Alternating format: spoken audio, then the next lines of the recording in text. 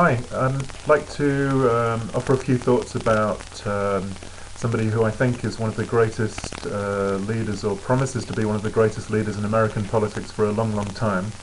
And I'm talking about Senator Barack Obama. Now, some Americans who are watching this may be saying to themselves, well, what right does he have, who isn't an American, to express his opinion about this matter and intervene in national politics? Well, um, Americans shouldn't forget that because of the decisions that were taken by the present American government, um, over 200 British people have died, and many others have been wounded. 200 Spaniards, because I consider myself also as a very strong European. Over 200 Spaniards were killed in Madrid at the train station bombing, and the question of the war divided Europe and set back European progress, the progress of the European Union for a long, long time. So the decisions that are made by the most important country in the world and what happens in their national politics affects the rest of the world, and I feel completely entitled to express an opinion on what's happening there. So let me get on to the main points I wanted to make there. Of course, Barack Obama is a brilliant man, and I'd like to insist on some other points. There are many brilliant people, but I think what Barack Obama has to offer is, first of all, that he can motivate the young people in a way that the other candidates in the race can't, and that's just so critically important. I think the fact that he's a black man is important because there are a lot of disaffected black young men in the United States who feel that they've been left out of the political process, and it's so important that they have somebody they can identify with and start to get involved again.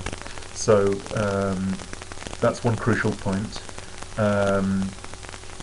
Another point is his, from my point of view, his insistence on education and the importance of education.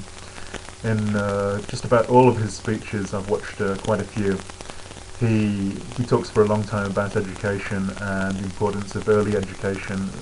All the research shows now that the earlier you get kids into education, into formal education, the better their lives turn out in professional and personal terms.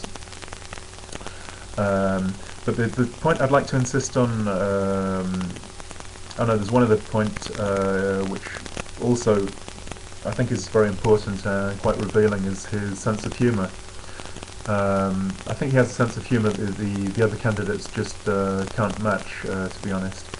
And an important part of the sense of humour is that sometimes it's directed towards himself. So this is somebody who doesn't take himself too seriously, and I think that's essential, this element of humility in a politician, and Obama definitely has that, and that would be so refreshing after what we've been used to over the last few years.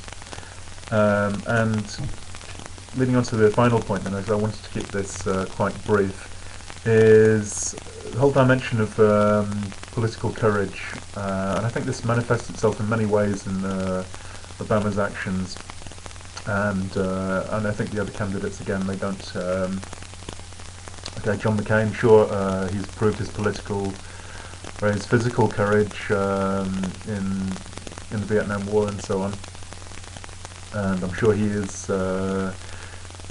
does have a certain degree of political courage as well. He stood up, I know he stood up against powerful interests and so on, but from a point of view more on the Democrat side, Barack Obama has, I think, this kind of political courage that's been lacking for a long time in American politics, and not only in American politics. What I mean is that he doesn't just try to see in which direction the opinion's going and then follow that direction, but he speaks from his convictions, and sometimes this can be against the prevailing opinion. I mean, the most obvious example was about the Iraq War, and at the time that was a very unpopular opinion to have, and it was definitely not a good career move for him. I don't accept the view that it was a calculating move and he thought it would work out in the end. I think he took a stand, and you can see this in other areas, like when he insists that he's going to tell the people, the American people, what they not what they want to know, but what they need to know, and I believe he will. And this is a new approach to politics. Rather than following the opinion, he's going to be, I think he's going to be, and I think he already is, leading the opinion. Some people have, some perceptive observers of the speeches of Hillary Clinton and of Barack Obama may even have noticed, as I have, that Hillary Clinton has, in some of her later speeches, started to adopt some of the turns of phrase and even the mannerisms of Barack Obama, which is quite revealing. Barack is the true leader, and I think that he shows that in many ways. Another example which comes to mind, going back to the question of education, is the first time I've seen a politician for a long time saying to a large audience, televised audience, parents, tell your children to put the video game away, switch off the TV, make sure they go to bed at the right time. This is somebody who's leading public opinion, and I think that's it's incredibly promising, and fills me with optimism. And I just hope that he does get the nomination, and if he gets the nomination, I'm pretty sure that he will become the president. So.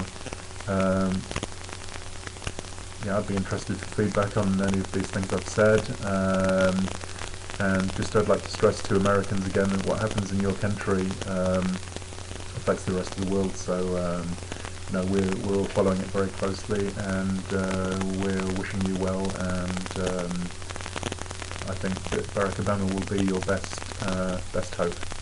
Okay, thanks a lot. Bye.